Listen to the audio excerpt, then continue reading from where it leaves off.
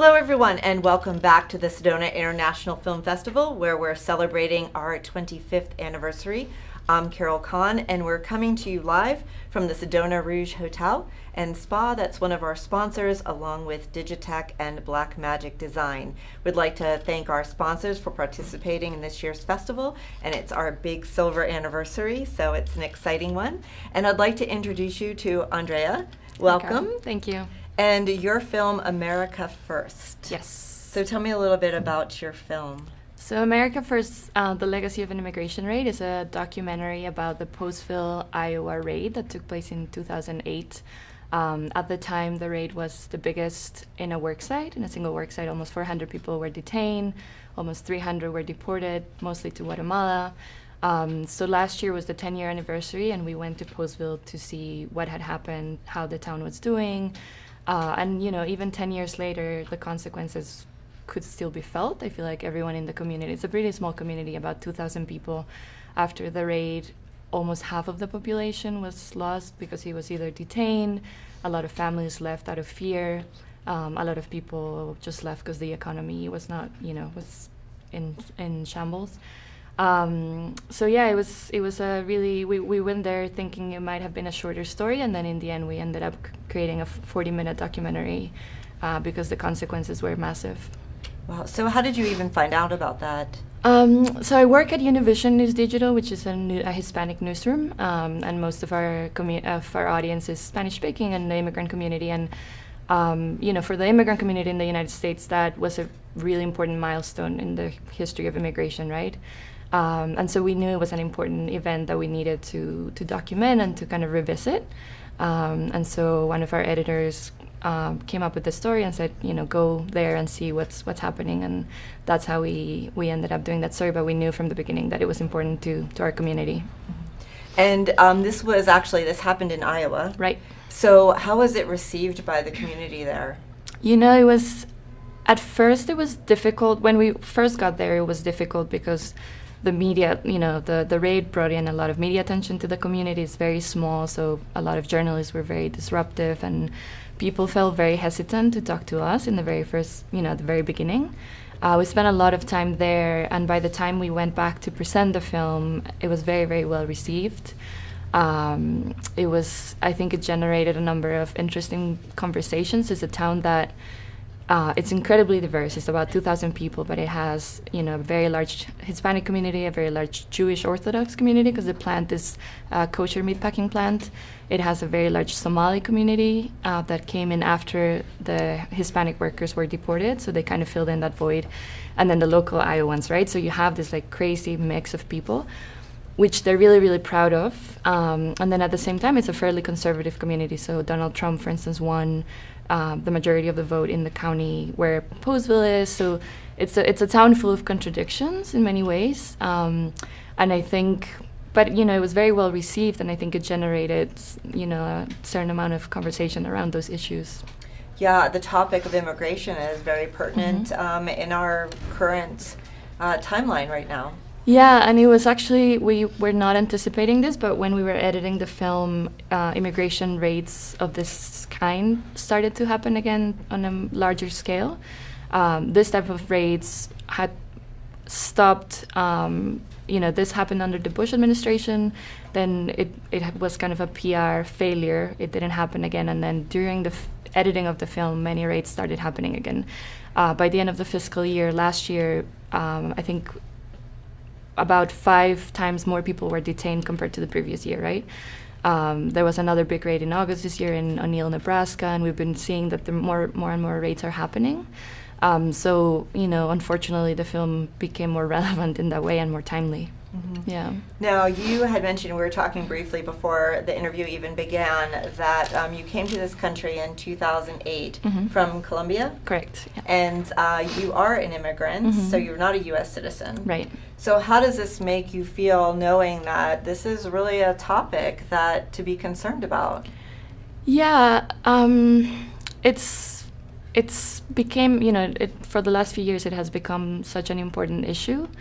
I came here as a student, which is a very different story from, for example, many of the immigrants that we interview in the story, right, who came for work, who came escaping a lot of poverty and violence. But nonetheless, of course, there is a similar sense of, we're starting here in a new country and whatnot. And in my newsroom and the team we work at, we are all from different countries, right? We all came here as immigrants. So this is a very important issue to us, and we care very deeply. And as I said, unfortunately, we have more and more stories that we're covering, not only regarding rates, but also all sorts of different policies, family separations, more deportations, all of that. And from a personal standpoint, though, do you have fear? Being an immigrant, is there any fear that you're experiencing yourself? I don't. In many ways, I'm in a very privileged position because as I said, I came here as a student. I'm a resident now through my husband, who's an American citizen, so that puts me in a very different place than many, many immigrants, and I think that's very important for me to recognize, and I do always. But it's something that's we keep in mind all the time because we work with immigrants, undocumented immigrants, for our stories all the time, and you can definitely see that there's a lot of fear in the community. So on a personal level, I feel like I'm in a good place, but it's also scary to see a rhetoric of fear around immigration and Hispanic immigrants and speaking Spanish maybe in a place that, I don't know, in the middle of North Carolina or in the middle of rural communities. So it's something that's more present, I feel like. But as I said, for me personally, I feel very privileged that I don't have to deal with many things. Now, is this your first documentary that you've worked on? It's the first. I usually work on short stories. This is my first kind of mid-length documentary, yeah. And what topics are you working on coming up? Mostly working on immigration stuff. I'm actually working on a shorter story about the Nebraska raid that I mentioned. It took place in August of last year at a number of different plants, a tomato plant and a pig plant in O'Neill, Nebraska. So working on a short story about that. But it's going to be a much shorter piece, yeah. Typically when you do documentaries, it's that you go in with the mindset that this is what you're going to accomplish and you know the goals, but there's always something that changes the perspective. Mm-hmm. So what changed your perspective in this particular film? So I think, first of all, when we got in there, first of all, stories always change. You always go with, something in mind and then it's totally different.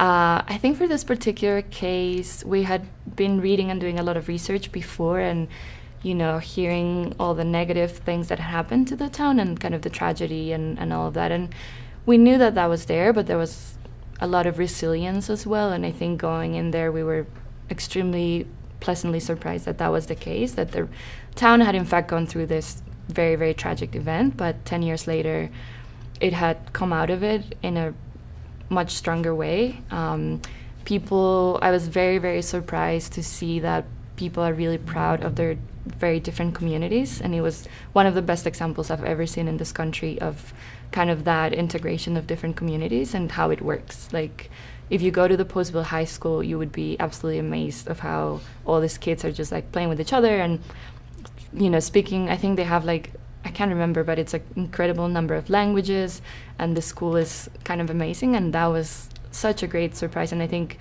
if you watch the film, you'll see that we also wanted to leave the viewers with that message at the end, that this is actually a strength to the community, right? Like having all these different members. So that was, we came out of it knowing that this had been a very tragic event, but that the town is stronger and that diversity has made it stronger. How does it make you feel that doing a documentary like this and just making people understand and recognize the subject? It's great. I mean, I think there's a lot of misunderstanding out there, unfortunately, of how immigration works. Oftentimes people say, why aren't they here illegally? Things like that. And I think it might not come necessarily from a place of evil, but a place of ignorance, perhaps, or not knowing. And I really do hope that this story kind of sheds light on some of that and some of those processes, and also in many ways how the rural economy in the U.S. really depends on migrant labor, right, and how important that is. Exactly. Yeah. Well, Andrea, thank you so much. Thank How can you. people find out about your film? You can go to our website. It's univision.com/Postville Raid. There you can read about the film. You can watch some of it. It's also playing tonight again at the festival at 7:15. So if you're around, that would be great. But yeah. Awesome. And don't forget that whatever you're doing and experiencing, you have to hashtag the Sedona Film Fest 25. They already schooled you on this, I'm sure. And anyone out there who is participating, make sure that you hashtag Sedona Film Fest 25. Well, Andrea, thank you so much for being with us. It's been a pleasure talking to you, and good luck with your film. Thank you so much. And we will be back with more from the Sedona International Film Festival after this.